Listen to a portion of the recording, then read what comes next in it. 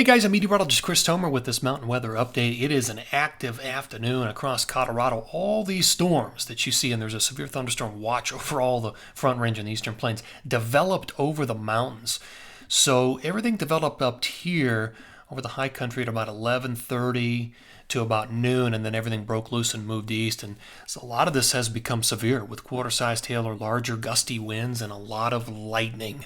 Lightning will be the issue Saturday afternoon, Sunday afternoon, and Monday afternoon, especially over the mountains if you're going to be up there. And this isn't the only thing. We're looking at Salt Lake. Let me take you over to Salt Lake. Thunderstorms developing here. Look at the southern part of Idaho up here. Looking at thunderstorms up there with heavy rain.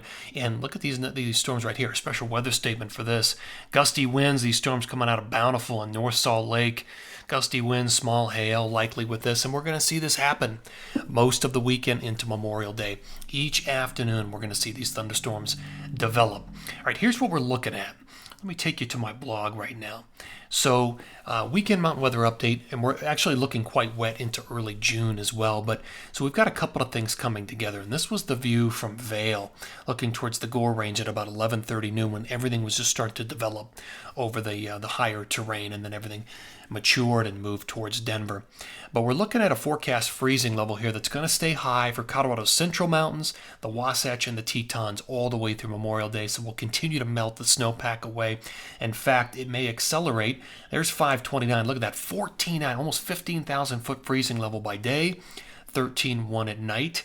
That's the case for the Wasatch. The numbers really begin to warm on 529, and it's high for 529 in the Tetons as well. But so we may not have a refreeze overnight in some of these places unless you go really high. We could be looking at around-the-clock melting in a lot of places. So what we're seeing right now is a rich moisture feed. We would typically expect afternoon thunderstorms over the Intermountain West. But what we're seeing added to it right now, the extra layer to this, is a rich moisture feed.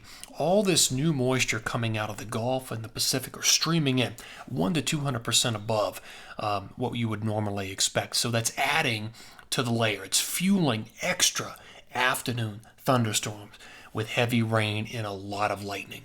Expect that to be the case all the way through Monday. In fact, let me show you what the forecast radar looks like in satellite. So here's Saturday morning, pretty quiet, but in the afternoon, everything flares up. Idaho, Montana, Wyoming, Colorado, Utah. Same thing happens on Sunday afternoon. Everything flares up. Here's Memorial Day. Starts out quiet, and then afternoon showers and storms develop there as well. On Tuesday, dry in the morning. Afternoon rain and storms begin to pop up. And then same thing happens on the 31st. Dry in the morning, afternoon storms develop, just like clockwork. So back to this. Let me take you to basically, there's your early June, and I'm going to talk more about this and go in depth in the coming days, so I'll skip past that now. But we are in severe weather season, and especially here in Colorado, and I'll take this full so you can see it.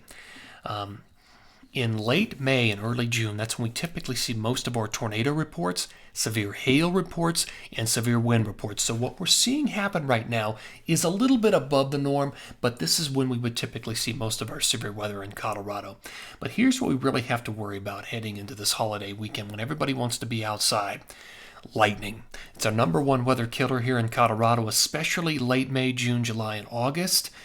That's when we see most of the injuries and fatalities from lightning in Colorado. The old rule of thumb here in Colorado, if you're going to be above tree line, is to be down from the summits before noon to avoid these afternoon thunderstorms. All right, guys, that's going to do it for this Memorial Day weekend update. Thank you for tuning in here, and take care.